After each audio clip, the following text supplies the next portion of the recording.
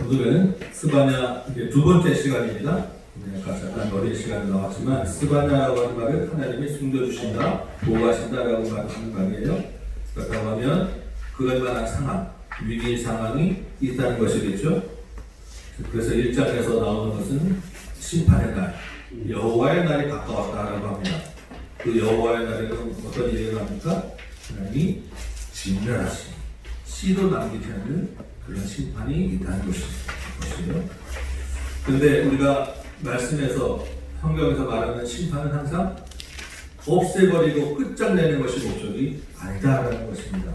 심판은 구원과 회복이 반드시 따르게 되는 거예요. 그래서 스바냐는 어떻게 하라고 합니까? 여호와의 구원과 심판을 기대하며 모이라. 모여서 여호와를 찾으라. 여호와의 날에 수임을 얻을 것이다 말씀하시는 겁니다. 그래서 이 스바냐서는 짧지만 크게 그 스바냐서의 두 가지 주제, 하나는 심판, 하나는 구원. 이 1장 지난주 본문이 그 심판과 구원의 가치를 잘 설명해 준 그런 본문이었어요. 근데 오늘은 이제 2장 4절부터 볼 건데, 이 2장 4절 시작이 뭐라고 되어 있죠? 가사라고 하는 지명이 나오고, 몇 절 내려가 보면 8절에 보면 모압과 암몬이라고 하는 그런 지명이 나오고요. 12절은 구스 사람, 13절은 아수르 사람, 이렇게 이방 민족들을 언급하고 있는 거예요. 그러니까 오늘 이 2장의 내용은 이 스바냐의 예언의 대상이 이스라엘이 아니라 이방 민족들이구나, 우리가 이렇게 알 수 있겠죠. 선지서들의 여러 군데 중간중간에 이 이방 열방들을 향한 메시지가 포함되어 있습니다. 우리가 보통 이제 쭉 선지서를 읽다가 이런 이방 민족들에 대한 이야기가 나오면 어떻게 되죠? 조금 집중력이 좀 떨어지죠. 그래서 그냥 뻔한 말씀이 그렇구나 라고 그냥 대강 읽고 넘어가기 쉽게 됩니다. 저도 많이 좀 그렇게 되는 경우가 있어요. 우리와 별 관계 없는 말씀이라고 생각되기 쉽기 때문이에요. 그리고 거기에는 대부분의 경우 복 준다는 말보다는 심판의 말만 있기 때문입니다. 그런데 여러분 가만히 생각해 보시기 바랍니다. 선지자들이 이런 이방에 대해서 예언을 하는데 그 대상은 이방 사람들, 이방 열방이지만 그 말을 선지자가 지금 누구에 대해 하고 있는 말이겠습니까? 이방 사람들에게 가서 이방 사람들에게 그 사람들이 들으라고 하는 말이 아니라는 거예요. 요나만 특별하게 아수르에 갔지만 다른 모든 선지자들이 다 이방을 대상으로 하지만 이방 나라에 가서 그 사람들에게 들으라고 하는 게 아니에요. 요즘 같으면 인터넷도 있고 SNS가 있으니까 그거를 막 전할 수도 있는데 그때는 그런 것도 없었습니다. 그 사람들이 여기 조그만 이스라엘에서 어떤 선지자가 자기들 향해서 무슨 말 하는지도 알지도 못해요. 무슨 말입니까? 말의 대상은 이방을 향해서 하고 있지만 실제 그 말은 이스라엘 백성을 향하여 하고 있다는 거예요. 무슨 말이겠습니까? 지금 우리를 향하여, 하나님을 믿는 자들을 향하여 이방에 대한 예언을 주고 있다는 거예요. 왜? 그 말을 우리가 들어야 하기 때문에. 이방을 향한 그 예언의 말씀, 심판의 말씀 중에서 이스라엘이 깨달아야 되기 때문에 우리가 그 말씀을 듣고 거기서 하나님의 말씀을, 경고의 말씀을 들어야 되기 때문이라는 것입니다. 그냥 가볍게 집중력 없이 넘어갈 말씀이 아니라는 거예요. 오늘 이 말씀 가운데 우리에게 지금 이 시대에게 주는 말씀이 있다는 것입니다. 여러분 기억하시고 우리의 말씀으로 듣고 은혜가 있으시길 소망합니다. 4절 말씀 한번 볼게요. 4절에 가사, 아스글론, 아스도, 에그론 이런 지명들이 나오죠. 그렇게 익숙하지는 않은 지명인데 이게 어느 지역을 말하는 거냐면 통칭해서 블레셋이라고 하는 그 민족의 주요 도시들이에요. 블레셋은 성경에서 많이 들어보셨죠? 오랫동안 이스라엘을 괴롭힌 민족입니다. 그런데 이 사람들이 사는 곳이 어디냐면 이스라엘의 서쪽이에요. 이스라엘의 서쪽이면 서쪽에 뭐가 있습니까? 서쪽에 바다가 있어요. 지중해. 그래서 이 블레셋 사람들은 이스라엘의 서쪽 해안가를 따라서 도시들이 쭉 내려가 있습니다. 그래서 이 사람들을 해변민족 이렇게 얘기를 해요. 해변 주민. 그런데 이 블레셋의 주요 도시들이 다 어떻게 된다고요? 버림받고 폐허가 된다는 거예요. 대낮에 쫓겨난다고 합니다. 여러분, 대낮이라고 하는 시간은 어떤 시간이에요? 가장 안전한 시간, 가장 편안한 시간, 한참 제일 전성기라는 거예요. 한참 힘이 있을 때. 그런데 그때 오히려 쫓겨나게 된다는 거예요. 그 자리에서 뽑혀 나간다는 것이죠. 이런 일을 누가 한다고 합니까? 본문에 보니까 여호와의 말씀이 그들을 쳐서 그 땅의 주민이 없게 한다는 것입니다. 6절 보니까 블레셋 주민이 진멸되고 폐허가 된 땅에 다시 뭐가 된다고요? 풀밭. 진멸되었는데 그 땅에 다시 풀밭이 되고 목자와 양떼가 있을 것이라고 합니다. 다시 회복된다는 거죠. 그런데 그 풀밭에 누가 살게 되냐는 거죠. 블레셋 주민은 다 뽑혀서 진멸되었는데 다시 풀밭이 되어서 목자와 양떼가 있을 때에는 그 땅에 누가 사느냐? 유다족 속에 남은 자가 산다는 것입니다. 대낮에 블레셋은 뽑혀갔지만 유다족 속은 편안히 거기서 잠을 잔다는 거예요. 왜 그렇습니까? 본문에 따르면 여호와의 말씀, 하나님이 그들을 보살피기 때문이라는 거죠. 그러면 이 지금 블레셋을 향한 이 단락의 주는 메시지가 뭐겠습니까? 이스라엘의 서쪽 블레셋을 쫓아내고 유다의 남은 자, 이스라엘의 남은 자로 채우는 일을 하나님이 하신다는 것입니다. 그러니까 이스라엘 서쪽 블레셋 땅도 누가 다스린다는 거예요? 하나님이 다스린다는 것입니다. 이스라엘의 서쪽 이방 블레셋이라 할지라도 여호와의 규례를 지키지 않고 겸손히 하나님을 찾지 않으면 그들이 대낮같이 한창 때일 따르고 그들을 뽑아버린다는 것입니다. 심판을 받게 된다는 거예요. 이게 지금 블레셋을 향한 말씀의 메시지인 거예요. 8절을 보니까 이번에는 어떤 나라가 나오니까 모압과 암몬 자손에 대한 말씀이에요. 모압과 암몬도 많이 들어보셨죠? 이 모압과 암몬은 누구의 자손입니까? 우리 그 뒤에 부분만 하나 좀 열어놓고 할까요? 뒤에 부분만 이 모압과 암몬은 창세기에 나오죠.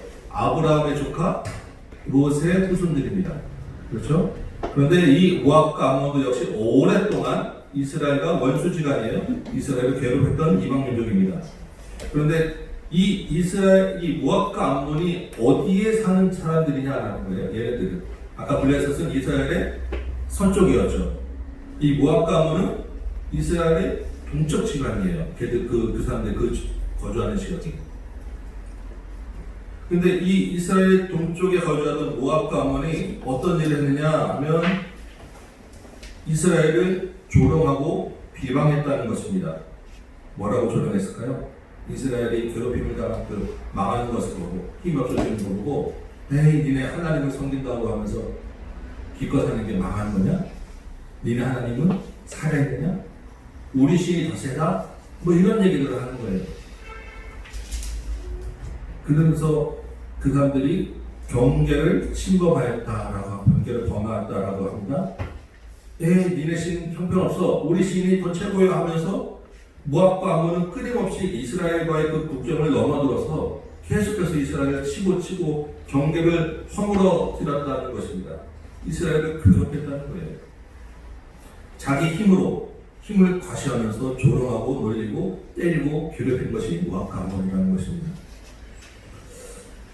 여러분, 내 자식이 아무리 잘못을 했더라도 내 자식이 아무리 부족하더라도 막상 다른 남이 내 자식을 괴롭히고 조롱하고 짓밟으면 그것을 보는 부모가 마음이 편하겠습니까? 그런 부모는 없지요. 정상적인 부모는 아니죠. 그렇지 않겠습니까? 지금 하나님이 그 얘기를 하는 그 심정. 이스라엘은 잘못해서 하나님이 지금 징계 중이지만 그 징계당하는 이스라엘을 향하여 조롱하고 괴롭히는 모압과 암몬 내가 가만두지 않을 거야. 근데 그 사람들이 어디 사느냐? 이스라엘 동쪽에 산다는 거예요. 이스라엘의 하나님이 아니라 동쪽에 있는 모압과 암몬에게도 여전히 그들에게도 하나님이 왕이시고 그들이 하는 것을 다 보고 계시다는 것입니다. 아까 서쪽 블레셋 하나님 다스렸죠. 동쪽 우악과 아몬 그들의 악한 것 역시 하나님이 보고 계시다. 그들의 악한 죄 감당하지 않으신다는 것입니다. 9절에서 이렇게 말씀하시죠. 내가 나의 삶을 두고 맹상을 장차 모압은 소돔과 같으며 암몬 자손은 고모라와 같은 것이다. 여러분 소돔과 고모라 잘 아시죠? 지극히 심한 그 번제들이나요 불로 완전히 심판받아서 폐허가 된 도시니 자기 힘을 과시하고 하나님의 백성을 조롱한 그 모압과 소돔과 고모라와 같이 완전히 폐허가 된다는 것입니다. 구절 가운데 뭐라고 되어 있습니까? 내 백성의 남은 자들이 그들을 노력하며 나의 남은 백성이 그것을 기업으로 얻을 것이다. 그들이 이런 일을 당할 것은 그들이 만군의 여호와의 백성을 회방하고 교만하여 졌습니다. 하나님 비방의 소리와 그 괴롭힘을 다 보고 계시고 다 듣고 계셨다는 것입니다. 그리고 그 조롱과 괴롭힘에 탄식하는 소리도 들으셨다는 거예요. 어떻게 되죠? 저 이상은 역전될 날이 올 것이다. 하나님의 날에 하나님의 백성을 조롱하고 비방하고 괴롭힌 자들이 오히려 그 노략을 당하게 될 것입니다. 11절일까요? 여호와가 그들에게 두렵게 되었습니다. 세상의 모든 신을 쇠약하게 하리니 이방의 모든 해변들이 각각 자기 처소에서 여호와께 경배하게 될 것입니다. 이스라엘의 동쪽 모압과 암몬 지역도 역시 하나님이 다스린다는 것이고 그래서 그들도 심판한 후에 마지막에 다시 하나님을 경배하도록 만들 것이다. 하나님의 주권과 하나님의 통치는 모압과 암몬 지역에도 역시 이루어진다는 것이고 그 심판의 그 최종 목적은 하나님을 경배하는 구원에 있다는 것입니다. 여러분 우리의 그 인간의 지나온 역사들을 쭉 가만 돌이켜보시기 바랍니다. 우리가 사는 우리 모든 이 인간의 그런 그 삶의 그 면면이 그 기본에 흐르는 것은 힘의 논리예요. 이것이 지금도 여전히 역사 속에서 그렇고 지금도 여전히 나라와 관계 사이 개인과 개인과의 사이도 가장 기본이 되는 것은 힘이 무선하게 되어 있습니다. 힘을 앞세워서 조롱하고 짓밟는 일이 대놓고 또는 은근히 계속되어 있다는 거예요. 그러니까 어떻게 합니까? 어떻게든 안 지려고 약하게 보이지 않으려고 우리가 길을 쓰고 뭐든지 하는 건 아니겠습니까? 최소한 무시당하지 않으려고 그래도 기원하려고 아파트 한 채라도 장만하는 거 그래도 알만한 대학에 보내서 그 명함이라도 하나 받으려고 하는 건 아니겠습니까? 요즘에 남자들 뭐 그런 농담도 많이 해요. 기싸움 하는 게 힘든데 집에 가서도 그 서열 싸움 때문에 힘들다.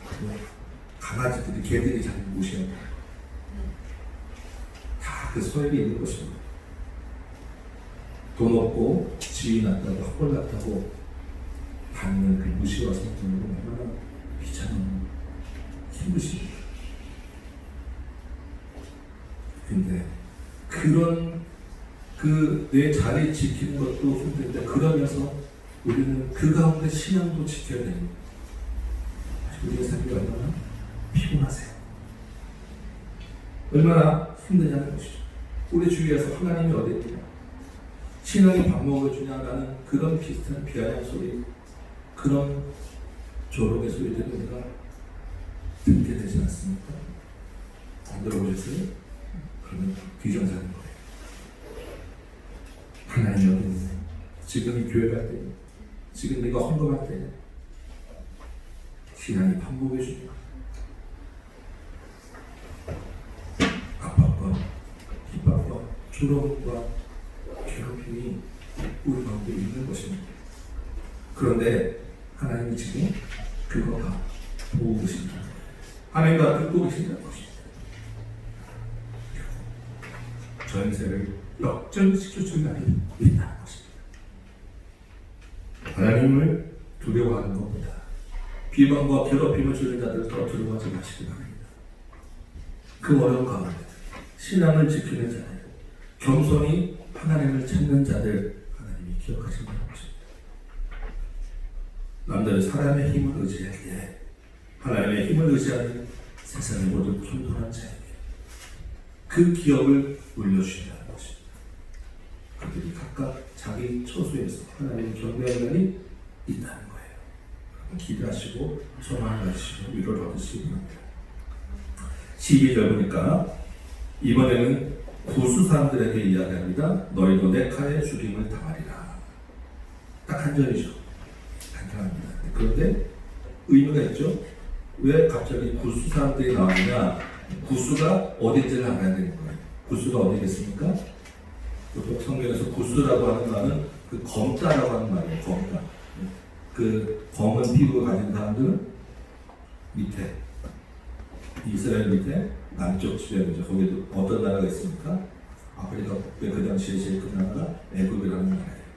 근데 이 보통 구스라고 할 때는 그 애굽의 제일 밑에 남쪽에 우리가 얘기하는 그 이디오피아라고 하는 나라를 보통 가리키는데 지금 이 스바냐가 예언하는 이때 구스는 이미 애굽에 통폐합이 돼서 애굽의 지배를 받는 거예요. 그러니까 그 당시에는 구스 사람들이라고 하면 이스라엘 남쪽 지방을 가리키는구나. 특별히 그곳에서 제일 큰 나라 반대로 애굽을 가리키는구나. 우리가 이렇게 이해하면 됩니다. 그러면 아까 서쪽 나왔죠? 북쪽 나왔죠? 동쪽 나왔죠? 이번에는 남쪽이 나올 거예요. 남쪽 애굽도 다 여호와의 칼에 망하게 될 것이다.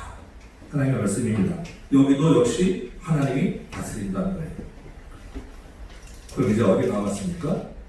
북쪽 남았죠. 서쪽, 동쪽, 남쪽, 북쪽. 북쪽에는 누가 있습니까? 그 당시 북쪽에 아수르라고 하는 나라가 있는 거예요. 요시야 시대죠. 그러니까 아직 바벨론이 신흥 강대국으로만 올라오고 있는데 아직 아수르가 거대한 제국을 이루어서 건재하고 있다는 것입니다. 그래서 13절에 여호와가 북쪽을 향하여 손을 펴서 누구를 멸한다고요? 아수르를 멸합니다. 아수르를 멸하면 어디를 선택해? 니느웨. 니느웨는 아수르의 제일 대표적인 중심 도시입니다. 그래서 아수르를 멸하고 니느웨를 황폐하게 하는데 거기가 어떻게 되느냐? 사막같이 멸망하게 하신다는 것입니다. 14절에는 각종 짐승이 때로 누워다니는 거예요. 각종 짐승들이 막 때로 물러다니는 것은 무엇을 말합니까? 사람이 다 없다는 거예요. 사람이 다 없어져서 짐승들이 그냥 막대로 물려다니는 그냥 사나운 짐승들이 때로 사는 그런 곳이 된다는 것입니다. 거기에 당아와 고슴도치가 기둥 꼭대기에서 울고 있어요. 당아라고 하는 것은 올빼미. 짐승들이 다 물러다니고 올빼미가 막 이렇게 그냥 울고 있고 그 건물에 그 하얀 백향목 껍데기가 다 벗겨져 있고 여러분 한번 생각해 보세요. 얼마나 스산하고 황량하다는 것이죠. 그 당시에 최고 번화한 도시가 그런 사막같이 황량하고 스산하게 된다는 것입니다. 그런데 15절에 보니까 그 성을 향하여 뭐라고요? 그 성은 깊은 성이라. 뭐가 깊겠습니까? 하나도 안 깊으죠. 마일론이라고 하는 것입니다. 졸어가는. 이전에 얘네가 깊은 성이었지 놀리는 말이에요. 이전에 잘 나갈 때 스스로 그들이 오직 나만 있고 나 외에는 다른 이가 없다고 그렇게 자신만만할 때 그때는 깊은 성이었지. 그러나 지금은 황폐하여 들짐승이 지내고 지나가는 자마다 어쩌다가 저렇게 되는가 비방하고 조롱하는 그런 도시가 되었다는 것입니다. 누가 하는 일이에요? 하나님. 북쪽도 역시 하나님이 다스리신다는 것입니다. 그러면 이스라엘 중심으로 지금 동서남북 사방이 다 나왔습니다. 그렇죠? 지난주 본문 1장에서 처음 시작이 뭐였죠? 하나님이 땅 위의 모든 것을 다 진멸하신다라고 했죠. 그 땅 위의 모든 것을 해낸다는 동서남북 사방에 있는 모든 나라 모든 민족이 다 진멸되고 멸절해서 하나님의 심판 대상이 된다는 것입니다. 바꿔 말하면 하나님이 땅 위의 모든 세계, 모든 이방 민족, 모든 열방 위에 왕이라는 거예요. 온 세상을 하나님이 다스리시는 왕이라는 것입니다. 하나님이 온 세상의 왕이신데 온 세상이 다 하나님을 거절하고 배역한 것입니다. 자기 힘을 의지하고 하나님이 아닌 자기 신들을 내세웠던 거예요. 그러면서 하나님을 섬긴다는 이스라엘을 괴롭히고 조롱하고 비방하였던 것입니다. 그들의 죄가 스바 가득가득 저장되었다. 그러면 어떻게 되죠? 여호와의 큰 날, 심판의 날이 가까이 왔다는 것입니다. 여러분 이해되시죠? 지금 스바냐가 지금 어떤 구절을 가지고 이야기하고 가는지. 1장에서 온 땅을 지면하는 우주적 심판을 하였습니다. 그리고 그 다음에 뭐가 나왔죠? 그 중에서 특히 하나님의 백성 이스라엘의 죄와 심판에 대해 구체적으로 지적했어요. 이번에도 역시 지금 2장에서 동서남북 사방의 모든 이방들의 죄를 다 지적하고 심판하신다고 했습니다. 그 다음에 뭐가 나오겠어요? 이스라엘의 죄가 한 번 더 나와야 되지 않겠습니까? 사방팔방이가 다 하나님을 거역했어요. 그 중심에 있는 이스라엘, 너희는 그래도 하나님을 섬겨야 되는데 너희도 문제있고 너희도 타락했다는 거예요. 너희도 왕으로 하나님 왕으로 섬기지 않았다라는 것입니다. 그게 3장 1절부터 5절까지 말씀인 거예요. 볼까요? 이스라엘은 어떤 말씀을, 어떤 죄악을 했는지. 3장 1절, 폐악하고 더러운 곳, 포악한 그 성읍, 화를 당한 성읍, 예루살렘을 말하는 것입니다. 이 예루살렘이 하나님의 명령을 듣지도 않았습니다. 교훈도 받지 않았어요. 여호와를 믿지도 않았습니다. 의지하지도 않았고 여호와께 가까이 나아가지도 않았다는 거예요.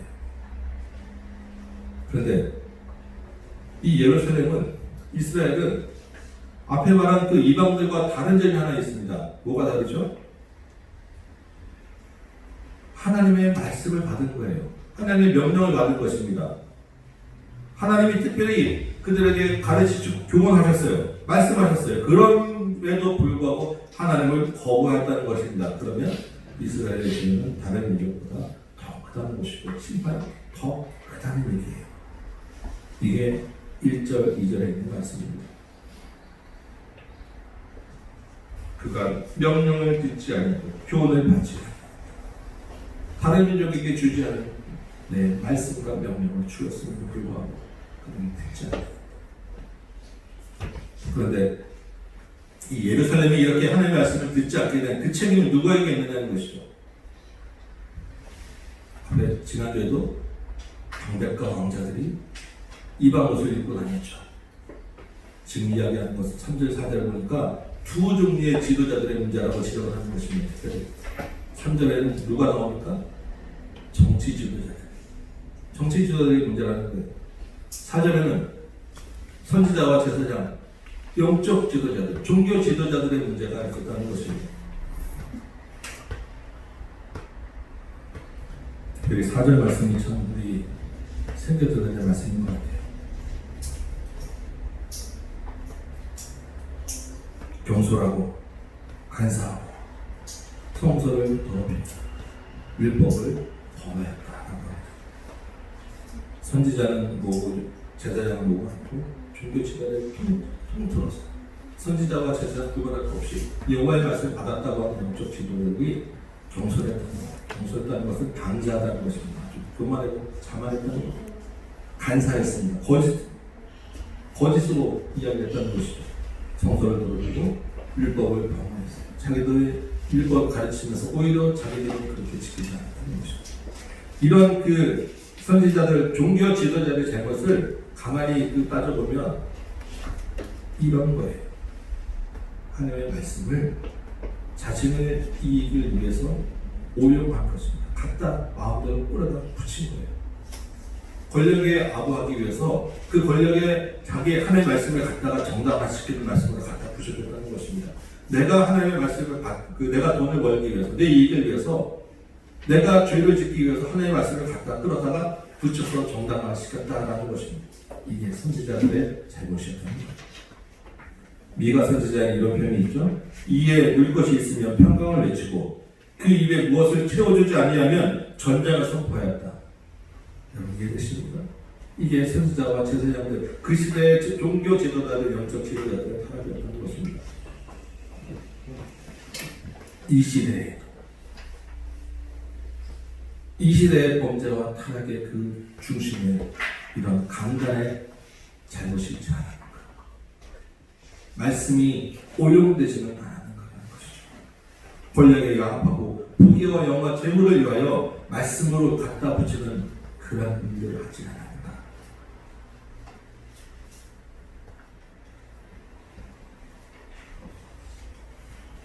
또 하나님의 말씀을 전하면서 자꾸 돌아보게 됩니다. 혹시 내가 내 생각을 이야기하기 위해서, 나를 정당하기 위해서 혹시 말씀을 내가 잘못 갖다 붙이지 않을까? 여러분도 한번 그렇게 보시기 바랍니다. 여러분이 이 강단에 서시지 않으시지만 여러분 각자는 다 여호와의 말씀을 받은 제사장입니다. 여러분의 생각과 여러분의 이익을 위해서, 여러분의 삶을 정당화하기 위해서 하나님의 말씀을 갖다 붙이지 말아야지. 여러분의 생각도로 결정하기 위해서 하나님의 말씀을 끌어다가 핑계로 삼지는 말아야지. 다른 사람을 바라보고 판단하며 성경의 잣대로 여러분들이 여러분들이 생각하는 말씀의 잣대를 갖다 붙이면서 다른 사람들을 판단하지는 말아야지. 이 시대의 타락의 주범이 바로 하나님의 말씀을 오용한 것에 있다라고 지금 선지자가 지적하고 있지 않습니까?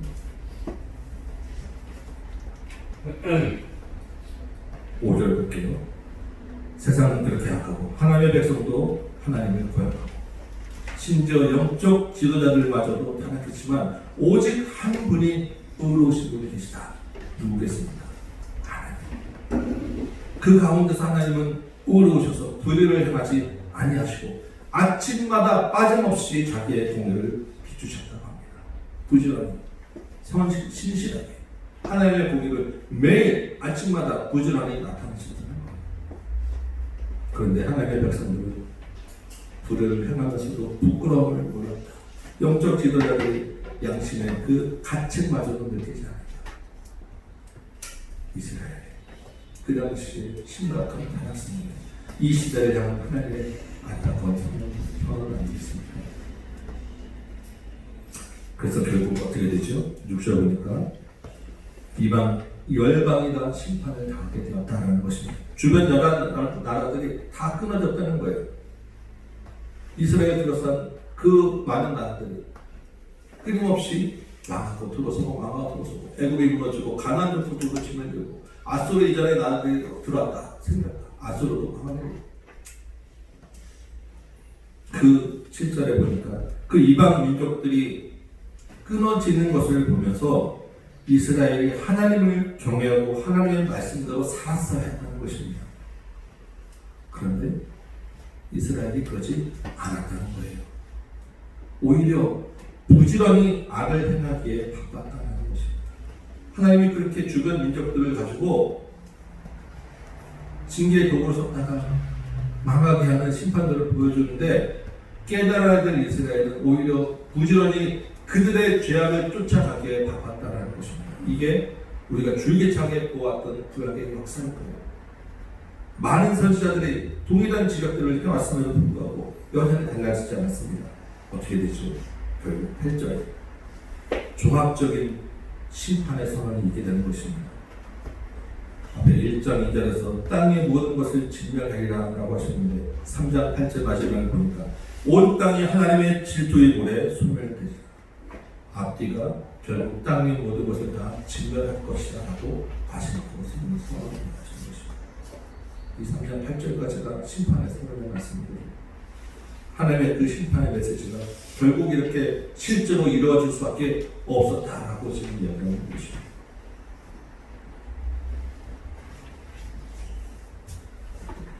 오늘 부분을 종합해서 볼 때 이 부분이 우리에게 주는 큰 메시지들이 몇 개 있어요. 세 가지 정도로 한번 정리해보겠습니다. 첫 번째, 우리에게 주는 주된 메시지, 하나님이 온 세계의 왕이라는 것입니다.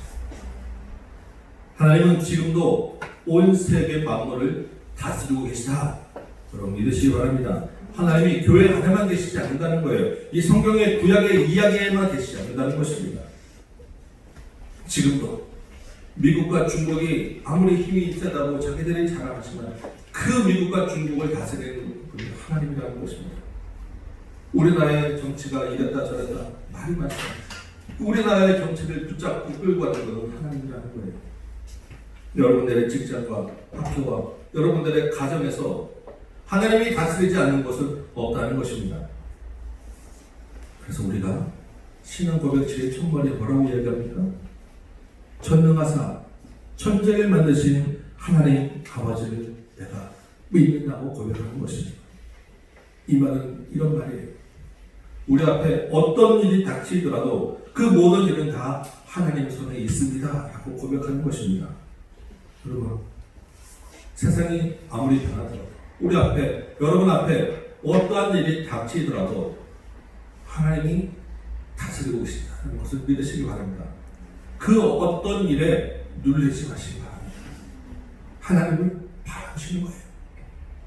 왕이신 나의 하나님, 내가 주를 높이며 영원히 주의 이름을 송축하리이다. 이 찬양 여러분 입에 끊이지 않게 부르시기 바랍니다. 아침에는 또 부르시고 저녁에 자기 전에 부르시고 하나님을 나의 모든 삶 가운데 방으로 모시는 것을 여러분 기억하십니다. 두 번째, 이 말씀 통해서 우리가 주는 받아야 될 메시지가 있어요. 하나님을 의지하지 않고 자기 힘을 내세우는 이방 모든 자가 심판하신다는 것입니다. 하나님이 멸하신다는 거예요. 그들은 자기들의 신은 하나님보다 위에 뒀습니다. 하나님의 백성을 괴롭히고 조롱했어요. 하나님이 그 현장을 보신다는 것입니다. 괴롭힌 것도 아신다는 것이고 탄식하는 소리 다 들으셨다는 거예요. 이방을 잠시 징계의 도구로 사용할 수는 있지만 결국에는 그 여러 나라들을 끌어내시는 분이 하나님이라는 것 여러분 믿으시기 바랍니다. 그들의 성읍을 황폐하게 하고 전선을 역전시킬 날이 반드시 있을 거예요. 우리 앞에 있는 억울함이 있으시죠?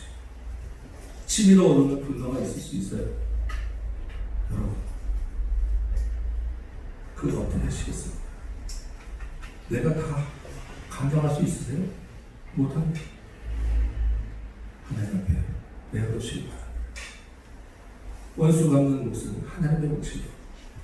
우리는 하나님을 사랑하고 살기에도 바쁘고 벅찬 세상이에요. 여러분에게 주어진 가족들과 여러분에게 주어진 것들을 사랑하며 하나님 섬기기에도 바쁜 세상 아니겠습니까? 우리가 감당하기에 너무 무거운 짐을 하나님께 맡겨드리시고 하나님 보고 계시고 알고 계시고 때에 맞춰 심판하실 것입니다. 하나님을 신뢰하는 여러분 되시기 바랍니다. 세 번째 메시지가 있어요. 하나님의 백성을 향한 우리에게 주시는 메시지입니다. 뭐겠습니까? 이방을 보고 세상이 돌아가는 것을 보고 이방의 심판을 보고 깨달으라는 거예요. 무엇을 깨달아야 되겠습니까? 그 심판의 대상이 이방에만 있지 않는 것입니다. 여호와의 백성, 특별히 하나님의 말씀을 받은 자들은 더 하나님을 섬겨하며 심판의 무게가 더 클 수 있다는 거예요. 여러분, 우리의 삶과 그 신앙은 늘 말씀에 비춰보시기 바랍니다. 하나님 앞에서 구원에 있어서 신앙에 있어서 겸손하셔야 돼요. 세상 사람과 나는 다르다. 나는 교회에 있다. 나는 그래서 구원받았다. 구원은 그것과 떨리는 마음으로 하나님 앞에서 믿어보는 것이다. 내 신앙은 늘 말씀에 비추어야 하는 거예요. 내가 지금 어디에 있는가? 나는 이 정도면 그래서 내가 보기에 우리 교회에서 나는 중상의 믿음이야. 나는 이 정도면 오래 다녔으니까 나는 신앙이 있어. 다른 사람과 비교해 볼 때 이만하면 나는 됐어. 그런 자만이 하나님이 하시는 일을 보면서 자신의 말씀, 우리 자신의 신앙을 말씀에 비춰보며 겸손히 은혜를 구하는 저와 여러분들을 원합니다. 오늘 말씀을 정리하면서 이제 여러분 자신에게 한번 물어보세요. 나의 신앙 고백은 무엇인가? 하나님이 정말로 나의 왕인가? 하나님이 지금도 여러분의 모든 삶을 주관하고 다스린다는 것을 믿으신다면 여러분, 그 하나님이 지금 어디에 계신다고 여러분 믿고 계십니까? 그 하나님이 어디에 계십니까? 여러분의 왕이신 하나님이 지금 어디에 계십니까? 저 멀리 계셔서 생각날 때 한번 찾아오는 분이 아니에요. 그 하나님은 지금 여러분 안에, 우리 안에 계신다는 것입니다. 그래서 우리와 늘 함께 계시길 바라고 늘 함께 동행하는 분이 우리 왕이라는 것을 여러분 기억하시기 바랍니다. 그분이 누구신 거예요? 이 그리스도에 있는 분이 아니라 이 땅에 오셔서 십자가에 우리 죄를 지고 돌아가신 예수 그리스도가 이제 우리 안에 왕으로 와 계신다는 것입니다. 여러분, 우리 안에 와 계시면 우리가 어떻게 하면 되겠습니까? 우리의 탄식, 신앙 때문에 겪는 어려움, 억울함, 슬픔 다 우리 왕 되신 예수님께 낱낱이 가지고 나갈 수 있지 않겠습니까? 내 안에 있는데 그걸 모르시겠습니까? 나의 부족하고 아쉬운 것, 내가 바라는 것, 내가 소원하는 것 주님이 모르실까요? 주님께 다 구하시기도 합니다.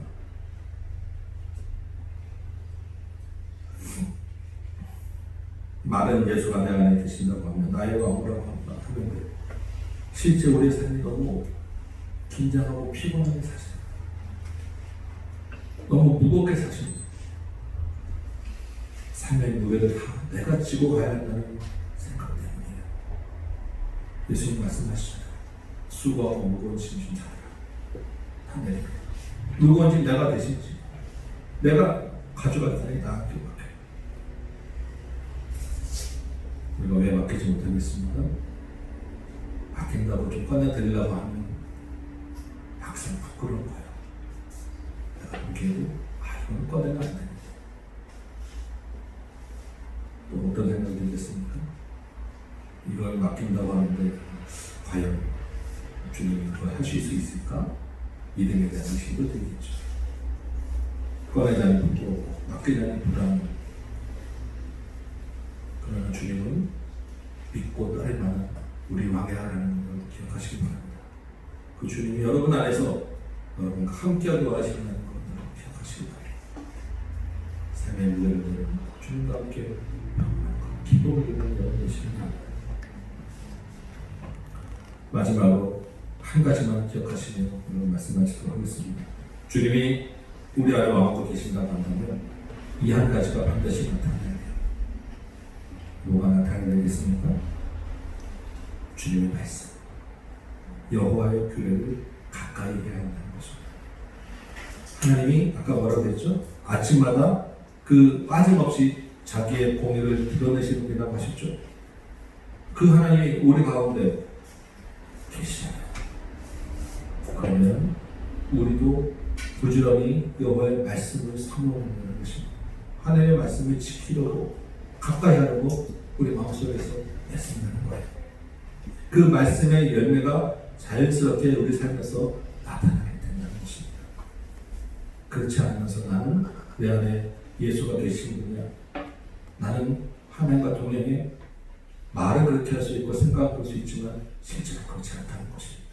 다시 돌아와야 될 거예요. 이 한 주간 여러분의 삶의 모든 영역에서 주님과 동행하는 귀한 은혜가 있기 바랍니다. 예수를 왕으로 삼는 열매가 나타나길 소망합니다.